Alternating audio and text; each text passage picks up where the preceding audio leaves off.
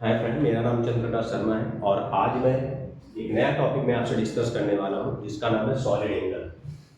ठीक है, solid angle जब हम बात करते हैं ये हमारे लिए थोड़ा नया है। प्लेन एंगल के बारे में हम पहले जानते हैं, है ना। तो एक्चुअली जो सॉलिड एंगल बनता है ना, सॉलिड एंगल जो बनता है, जैसे प्लेन एंगल जो है 2D में होता है, लेकिन सॉलिड एंगल किस में होता है, 3D में होता है। तो एक्चुअली होता क्या है, जैसे हमने एक प्लेन एंगल ड्रॉ किया, इसमें एक लाइन ले ली AB और AC, right. This is alpha. Alpha is a plane angle, मैं लिख देता हूँ अल्फा क्या है यहाँ पर, प्लेन एंगल है। अब हम क्या कर रहे हैं, यदि जैसे ये AB हो गया और ये AC हो गया, यदि इस AC को हम इसके चारों साइड घुमाते हैं, क्या करते हैं इस AC को हम, ये है, इसको हम चारों साइड घुमाते हैं। जैसे हम चारों साइड घुमाएंगे तो इसमें कुछ इस तरीके का एक कैप बनेगा। क्या बनेगा, इसका एक कैप बनेगा, इस तरीके का एक कैप बनेगी ये, राइट। और ये जो यहाँ पर सबटेंडेड एंगल होगा 3D के थ्रू, है ना, ये जो 3D के थ्रू सबटेंडेड एंगल होगा इसी को हम क्या बोलते हैं, सॉलिड एंगल। क्या बोलेंगे इसे, सॉलिड एंगल। इसे हम ओम से रिप्रेजेंट करते हैं। किससे रिप्रेजेंट करेंगे, ओम से रिप्रेजेंट करेंगे, राइट। तो इसकी हम डेफिनेशन भी बता सकते हैं सॉलिड एंगल के लिए, right. Solid angle is defined as the angle, लिख देते हैं डेफिनेशन, इसको हम लिख सकते हैं सॉलिड एंगल की जो डेफिनेशन है उसे हम क्या लिख सकते हैं, it is defined as the angle in 3D made by plane angle, है ना। प्लेन एंगल की हेल्प से 3D में बनने वाला जो एंगल कहलाएगा वो क्या कहलाएगा, सॉलिड एंगल कहलाएगा, राइट। तो सॉलिड एंगल को हम ओम से रिप्रेजेंट करते हैं, हमने रिप्रेजेंट कर दिया। और ये जो एक कैप बना है, कैप, है ना, तो इसलिए जो सॉलिड एंगल ओम होता है इसको हम मैथमेटिकली कैसे रिप्रेजेंट कर सकते हैं, ohm is equal to area of cap, area of cap and divided by R square. ठीक है, ये इसका स्टैंडर्ड फॉर्म है, area of cap divide by R square. अब बात करते हैं इस कैप का एरिया हम कैसे निकालेंगे। चलिए अब हम इस पर थोड़ा सा काम करते हैं, थोड़ा सा हम इसको रफ करना पड़ेगा। आगे बढ़ते हैं। सपोज करते हैं पुराने डायग्राम पे जाते हैं फिर से, और यहाँ से इस कैप को हमने ड्रॉ किया, दैट इज अल्फा। अब एक काम करते हैं, यहाँ से हम एक छोटा सा एलिमेंट, ये एक्चुअली जो बना हुआ है ना, ये आपको समझ में आ रहा होगा, ये कुछ इस तरीके से है, कुछ इस तरीके से, मतलब आप ये कह सकते हो मैं एक स्फीयर ले लूँ, सॉलिड स्फीयर, और इसके एक छोटा सा पार्ट में कट कर लूँ इधर साइड से। हमारे पास एक ये पार्ट आया, ये पार्ट हमारे पास है, ये पार्ट, ये एक्चुअली मैं 3D बना रहा हूँ, ये वाला पार्ट है बैक साइड है ना। तो ये पार्ट को मैं डायरेक्ट उठा लूँ, ये बन गया, राइट। तो यहाँ पर मैं क्या कर रहा हूँ, थीटा पे जाके हम एक यहाँ पर एक छोटा सा एलिमेंट कट कर रहे हैं। क्या कट कर रहे हैं, एलिमेंट हम कट कर रहे हैं। ये हमने ले लिया, हमने क्या किया, थीटा पे जाके एक डी थीटा का हमने एक एलिमेंट कट कर लिया, जिसकी थिकनेस हमने कितनी ले ली, आपको पता है आर डी थीटा हो जाएगा। ये इसकी कैपिटल हमने डिस्टेंस ले ली यहाँ से, ये इसकी रेडियस थी आर, राइट। तो ये हम थीटा पे जाके एक छोटा सा एलिमेंट कट करते हैं डी थीटा का, और आपको पता है ये जो स्मॉल आर है ये कितना हो जाएगा, आर साइन थीटा जब कंपोनेंट ले लेंगे तो। और इसका भी फ्रंट व्यू हम देखें, फ्रंट व्यू हम देखें, इसका भी फ्रंट व्यू इसका इस टाइप कुछ बनेगा, है ना। इसका फ्रंट व्यू कैसे बनेगा, ऐसा, radius is R sine theta and thickness is R D theta. और यदि हम इसके एरिया की बात करें, area cap, this is equal to हो जाएगा डी ए, और ये डी ए की जो वैल्यू होगी वो कितनी होगी, 2 pi R into R D theta, right. R की जगह की वैल्यू रखते हैं 2 पाई आर साइन थीटा, और ये आर हो जाएगा R square into D theta. अब इधर ए निकालना है, ए निकालने के लिए क्या करना पड़ेगा, डी ए का इंटीग्रेशन करना पड़ेगा। और इंटीग्रेशन कहाँ से कहाँ तक करेंगे, थीटा हमारे कहाँ से कहाँ जा रहा है, 0 टू अल्फा, तो 0 टू अल्फा। यहाँ जैसे हम डी ए की वैल्यू रखते हैं तो हमने क्या किया, 2 पाई आर स्क्वायर को बाहर रख दिया, और 0 to alpha, here sine theta into D theta. और साइन थीटा का इंटीग्रेशन हमें पता है, साइन थीटा का जो इंटीग्रेशन होता है वो क्या होता है, ओके ओके, साइन थीटा का जो इंटीग्रेशन होता है एरिया, वो क्या हो जाएगा, 2 pi R square, sine theta का इंटीग्रेशन होगा minus of cos theta and limit from 0 to alpha. जैसे हम यहाँ पर वैल्यू पुट अप करेंगे upper limit minus lower limit, then ये हो जाएगा 1 माइनस कॉस ऑफ अल्फा। ये हमारे पास आ गया एरिया ऑफ कैप। इसका जो ओम होता है मतलब सॉलिड एंगल जो होता है वो क्या होता है, area of cap divided by R square. तो ओम इज इक्वल टू कितना हो गया, 2 pi R square 1 minus cos of alpha divide by R square. R square से आर स्क्वायर कैंसिल आउट हो जाएगा और ये हो जाएगा 2 pi 1 minus cos of alpha. ये हमारे पास आ गया standard formula of solid angle. Solid angle का ये स्टैंडर्ड फार्मूला है, right.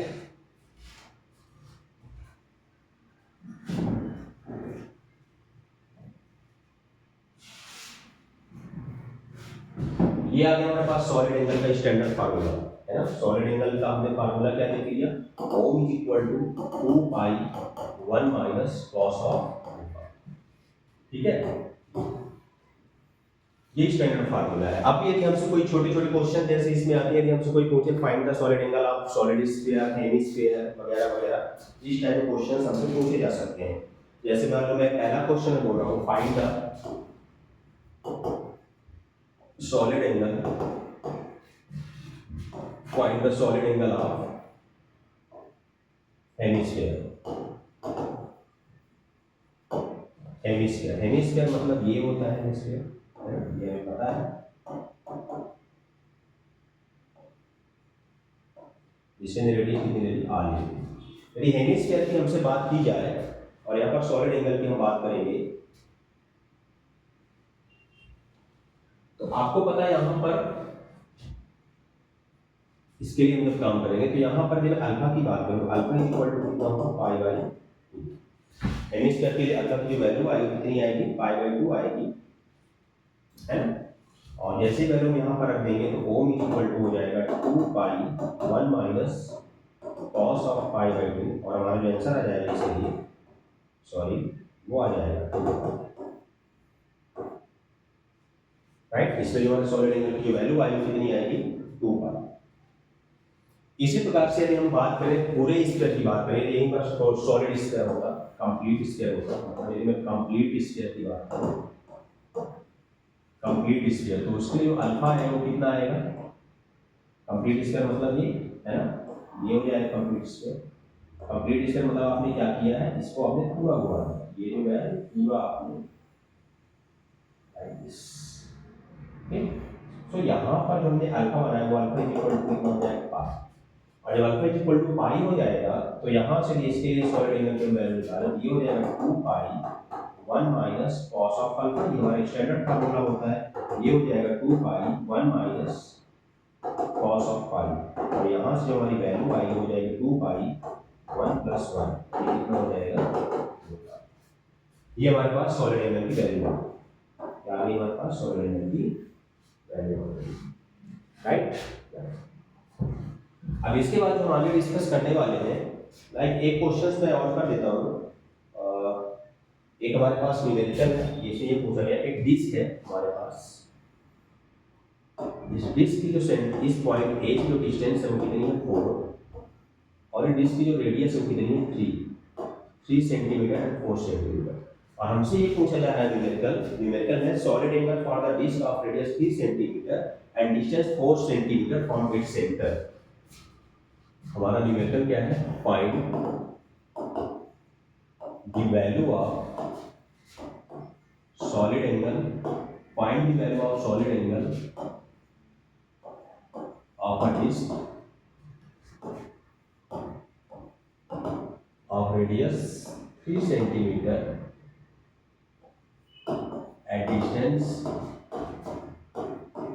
4 centimeter from its center, तो कोई दिक्कत नहीं, हमको पता है सॉलिड एंगल का स्टैंडर्ड फार्मूला होता है। ऐसे क्वेश्चंस करने के लिए ये फार्मूले, जो सॉलिड एंगल का हमारा फार्मूला है वो एकदम सॉलिड है, मतलब कह सकते हो इससे हम काफी आसानी से इसे कैलकुलेट कर सकते हैं। ये हमारा स्टैंडर्ड फार्मूला है 2 pi 1 minus cos of alpha, और यहाँ पर यदि हम देखेंगे, यदि हम ये अल्फा सबटेंड कर दिया यहाँ पर जो अल्फा की वैल्यू आएगी, यहाँ पर हम पहले tan अल्फा निकाल लेते हैं। tan alpha is equal to 3/4, इन 3/4 means alpha is equal to 37 degree, right. और जैसी वैल्यू वहाँ पर रखेंगे तो जो सॉलिड एंगल की जो वैल्यू आएगी वो आएगी 2/1 minus cos of 37। cos of 37 3/5 होता है, ये हो जाएगा 4/5 होता है, और ये हो जाएगा 4/5। ये 4/5 मतलब ये ऐसा है, cos ऑफ 37 इक्वल टू 4/5। तो यहाँ से हमारे पास वैल्यू आएगी ओम की, वो कितनी हो जाएगी 2 मल्टीप्लाइड बाई 1/, सॉलिड एंगल आएगा 2/5 स्टेरेडियन आएगा, है ना। सॉलिड एंगल की जो ऐसा यूनिट होती है वो स्टेरेडियन होती है। ठीक है, ये कुछ क्वेश्चन है जो सॉलिड एंगल पर बेस्ड है। एक्चुअली सॉलिड एंगल का यूज हम गॉस लॉ के साथ कैसे कंबाइन करते हैं, मतलब फ्लक्स के साथ इसे कैसे कंबाइन करते हैं, उस पर थोड़ा ध्यान देते हैं। हमें ये पता होता है कि फ्लक्स होता है, फ्लक्स स्पेशली गॉस लॉ के थ्रू, तो जो फाई नेट होता है वो क्या होता है q in divided by epsilon, right. ये हमने पढ़ा है। और ये भी बात है जो फ्लक्स होता है एक्चुअली वो कहाँ होता है 3D, तीनों साइड। जैसे हमने एक चार्ज पार्टिकल रख दिया q और हमारे पास ये एक सरफेस है, ये इलेक्ट्रिक फील्ड लाइन, ये जो सरफेस फ्लक्स होता है ये 3D में होता है, बाहर की ओर लाइन स्प्रेड होती है इलेक्ट्रिक फील्ड लाइंस, क्योंकि इसकी डेफिनेशन ही होती है फ्लक्स की, measurement of electric field lines crosses the surface area. जब इसकी बात करते हैं फाई की, तो एक बात मैं क्लियर कर देता हूँ, जो फाई बनता है, फाई जो होता है वो हमेशा किसमें होता है 3D में होता है। चलो, तो हम इसमें फ्लक्स में हम एक्चुअली जो हमें दिखाना है वो क्या है, रिलेशन हमें रिप्रेजेंट करना है, relation between flux and solid angle, relation between flux and solid angle, हम इसकी बात कर लेते हैं। ठीक है, तो हमें ये पता होता है सॉलिड एंगल की बात होगी। अब जैसे जब चारों साइड होता है तो चारों साइड के लिए टोटल एंगल कितना हो जाएगा 4 हो जाएगा, राइट। कितना हो जाएगा 4 थोड़ी देर पहले हमने डिस्कस किया ही था इस चीज के बारे में, है ना। अभी हमने थोड़ी देर पहले ही डिस्कस किया है, सॉलिड स्टेप के बारे में डिस्कस किया, तो उसका हमने सॉलिड एंगल निकाला था 4 तो 4 के लिए यदि मैं थोड़ी देर के लिए मान लूं हमारे पास कितना है q in divided by epsilon naught, तो 1 के लिए कितना हो जाएगा प्लस 4 मतलब चारों साइड 3D के लिए जो फ्लक्स है कितना q in divided by epsilon naught, तो 1 के लिए कितना हो जाएगा q in divided by 4 epsilon naught, तो ओम के लिए कितना हो जाएगा फाई, ये हो जाएगा q in divided by 4 epsilon naught into ओम। तो जो फाई आएगा वो कितना आ जाएगा यहाँ पर q in divided by 4 epsilon not, और इसका जो फार्मूला था 2 माइनस cos ऑफ अल्फा, पाई से पाई कैंसिल आउट, 2 से 2, यानी हमारे पास जो फाई नेट फाई आ रहा है यहाँ पर वो क्या आ रहा है q in divided bye 2 epsilon not, ये हो जाएगा 1 माइनस cos ऑफ, ये आ गई फाई की वैल्यू, राइट। ये हमारे पास फाई आ गया, मतलब कह सकते हो आप it is the relation between solid angle and plane angle, plane angle alpha और फाई के बीच में एक रिलेशन ही मिल गया, और ये रिलेशन होता है सॉलिड एंगल और फ्लक्स के बीच में। अब यहीं पर ये हमारे पास एक स्टैंडर्ड रिलेशन, इसी की हेल्प से हम कुछ क्वेश्चंस करेंगे, जिन क्वेश्चंस को हम इंटीग्रेशन करते थे, मतलब जो क्वेश्चंस हमारे लिए टफ होते थे उन क्वेश्चंस को इस फार्मूले में हम काफी आसान तरीके से कर सकते हैं। कैसे?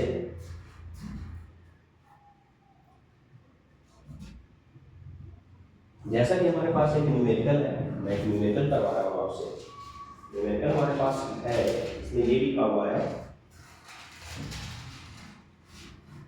न्यूमेरिकल है आपकी अ चार्ज की प्लेस, न्यूमेरिकल हमारे पास है अ charge q is placed,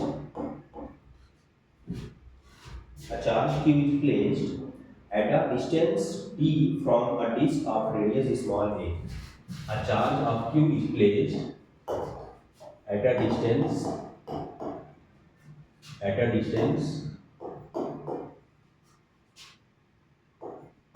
b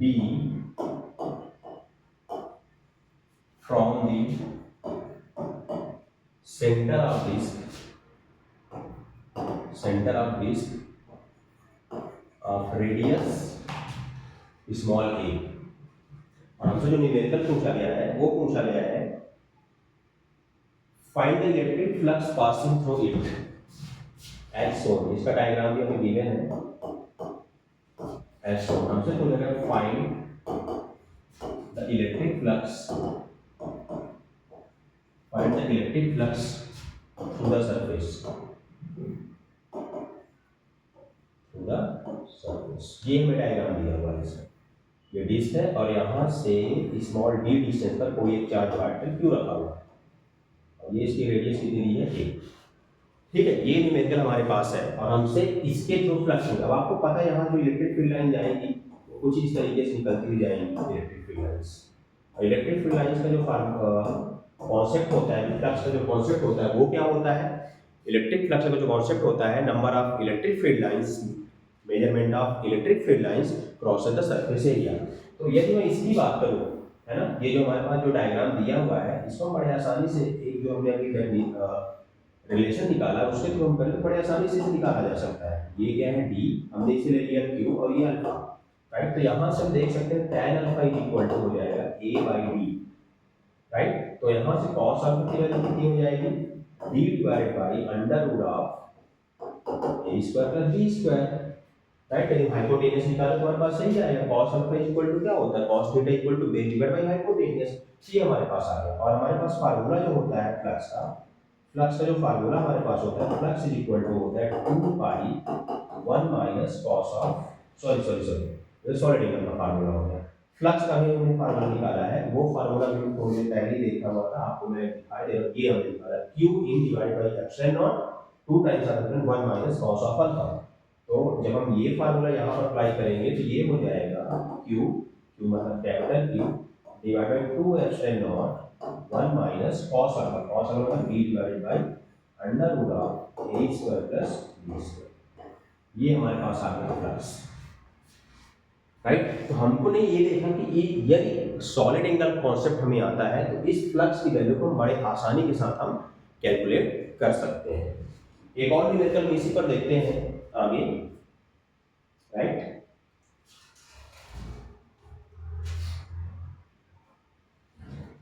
actually ये जो न्यूमेरिकल, जो सेकंड न्यूमेरिकल हमसे जो पूछा गया इस न्यूमेरिकल में, सेकंड न्यूमेरिकल हमारे पास ये है, वो ये पूछ रहा है अ चार्ज q, एक्चुअली एक डायग्राम दिया हुआ है ना, एक सिलेंडर बना हुआ है, ये हमने एक सिलेंडर ड्रॉ कर दिया है और इसके सेंटर पॉइंट में हमने एक चार्ज q रख दिया, ठीक है। सेंटर पॉइंट चार्ज हमने क्या रख दिया q, ये हमने q चार्ज रख दिया। हमसे जो न्यूमेरिकल पूछा गया है वो ये पूछा गया है, इसकी रेडियस हमने कितनी ले ली, r ले ली, यहाँ से रेडियस हमने कितनी ले ली r, और जो इसकी टोटल डिस्टेंस है सिलेंडर की वो कितनी है, लेंथ है।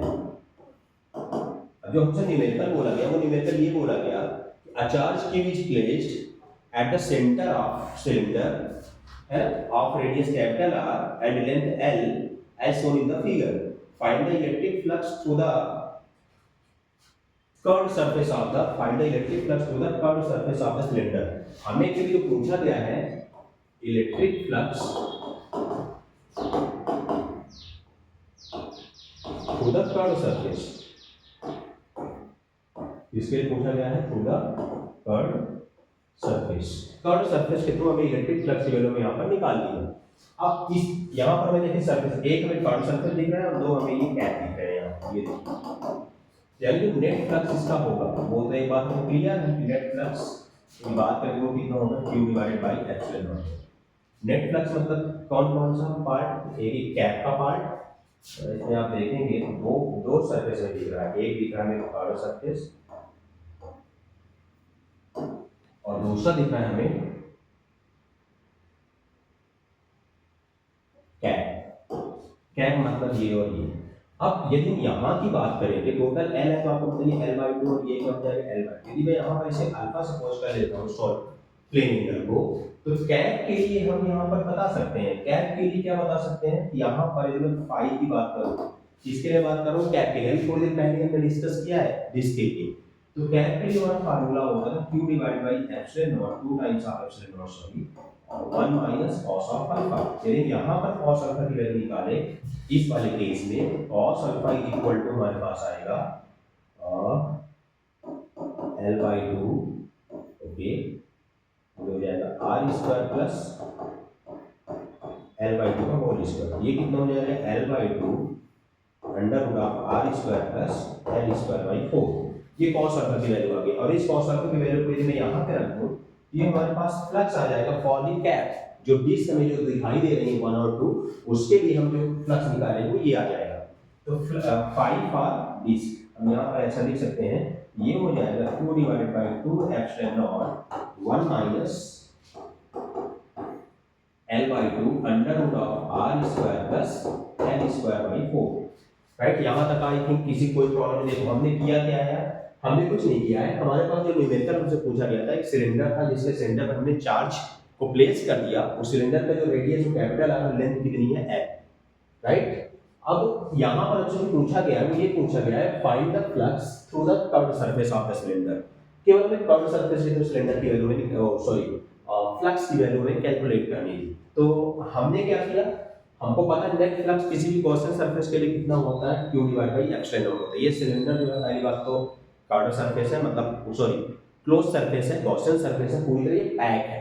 राइट, अब इसके बाद हमने क्या किया, आपको पता हो गया इस सिलेंडर में दो टाइप के सरफेस है, एक कर्व्ड सरफेस, दूसरा है डिस्क वाला सरफेस, मतलब ये वाला पार्ट और ये वाला पार्ट। तो डिस्क के लिए हमने क्या निकाल लिया, फ्लक्स निकाल लिया। अब हमको कर्व्ड सरफेस के लिए फ्लक्स चाहिए, इस वाले में से इसको क्या कर दो, आप माइनस कर दो। चलो हम करते हैं, है ना। ये हमारे पास हो गया। अब थोड़ा सा इसे आप ले जाते हैं और काम पे लौटते हैं यहाँ पर, है ना। तो यहाँ पर जो हमारे पास है वो आ जाएगा, यहाँ पे ये हो जाएगा 5 net is equal to q divide by epsilon naught. तो यहाँ पर हम लोग 5 फॉर